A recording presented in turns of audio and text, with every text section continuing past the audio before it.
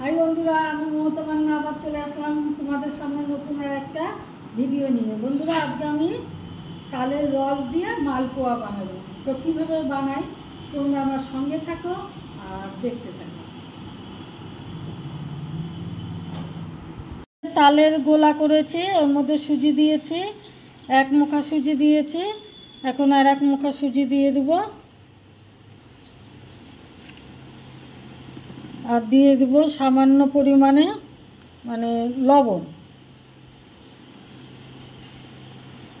লবণ দিয়ে দেব, দিয়ে দেব চিনি,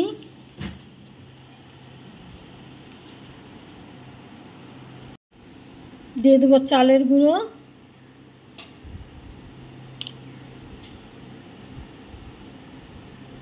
আর দেব আটা। 1 বাটি দিলাম, আর এই 1 বাটি দিয়ে দিলাম, মোট 2 বাটি আটা দিলাম। এখন আমি এটাকে মেখে নেব। বন্ধুরা, এই যে মাখা হয়ে গেছে, তো এদিকে তেলও বসিয়ে দিয়েছি, তেলটাও গরম হয়ে গেছে। তো এখন আমি এখান থেকে নিয়ে আমি দিয়ে দেব কড়াইতে। হাতাটা একটু মুছে নিই, নাহলে পারে তেল ছিটতে পারে। মেজেছি তো, এই যে হাতা দিয়ে আমি দিয়ে দেব।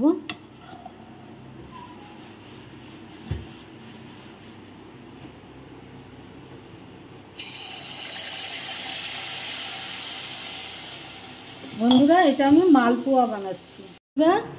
এটা কিন্তু তালের মালপোয়া।